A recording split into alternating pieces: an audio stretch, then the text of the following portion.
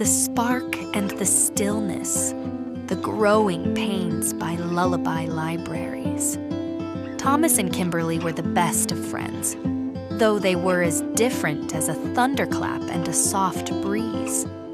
After discovering how to respect each other's batteries, they decided to partner for the great school science fair.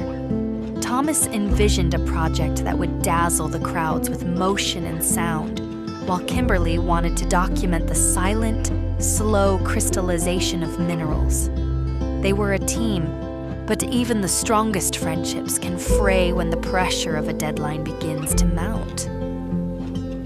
As the fair drew closer, Thomas's natural extroversion began to override their previous agreements. He felt that the project needed more buzz to be successful. Without consulting Kimberly, he invited their classmate Brio to join their team. "The more energy, the better the result," Thomas exclaimed, his own internal battery glowing with the thrill of a crowd.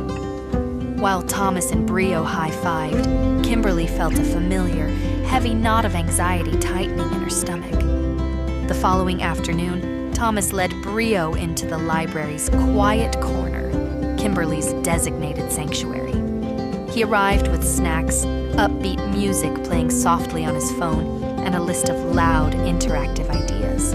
Thomas was so swept up in the joy of collaboration that he failed to notice Kimberly shrinking further into her chair. He accidentally ignored her need for a calm environment, convinced that his high energy would eventually rub off on her and make her enjoy the chaos. By the end of the hour, Kimberly's social battery had plummeted to zero. Usually, she would find the strength to explain her need for solitude, but the constant noise had left her socially fried. Too overwhelmed to find the right words, she began packing her bag with trembling hands. Thomas looked up, confused, as she turned to leave without a single word of explanation. To him, her sudden exit felt like a personal rejection, leaving him feeling cold and abandoned. For the rest of the week, the Spark and the Stillness were completely out of sync. Thomas tried to fix the friendship the only way he knew how, by being even more present.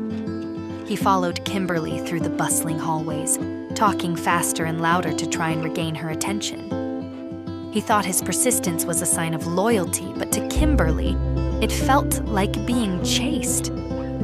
Every time she saw him coming, she felt her energy drain further.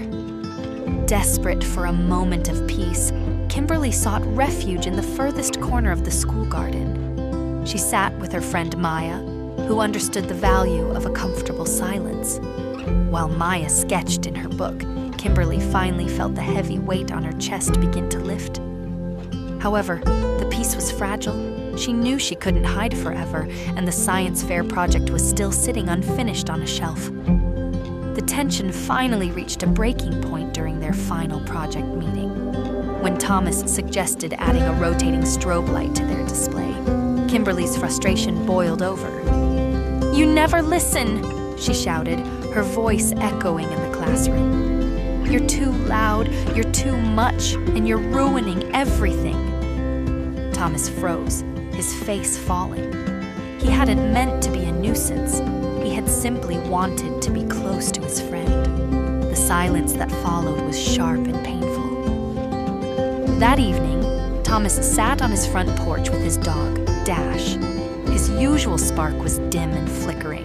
As he stroked Dash's ears, he realized that by forcing a connection, he had actually pushed Kimberly further away. He had been so focused on his own need for social interaction that he had completely ignored the stillness Kimberly needed to survive. He saw now that his excitement had become a wall instead of a bridge. At school the next morning, Kimberly visited their teacher, Miss Kalin. "I was cruel to Thomas," Kimberly admitted, her voice small. Ms. Kalin listened patiently before speaking. "When we don't respect boundaries, our batteries don't just drain, they leak," she explained.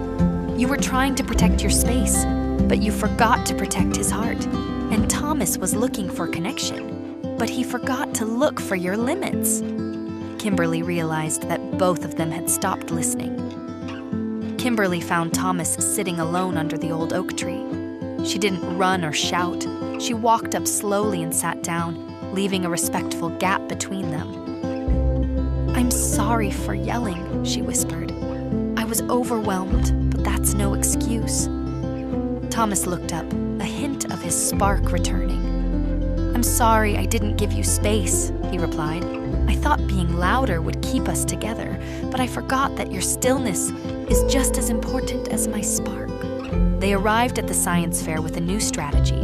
They had established focus hours for quiet work and chatter breaks, where Thomas could go be social with Brio and Maya. Their project was a masterpiece of balance. Beautiful, slow-growing crystals illuminated by a soft, steady glow. They learned that friendship isn't about being the same. It's about knowing when to step in and when to step back. In the end, the spark and the stillness were back in harmony, stronger than ever.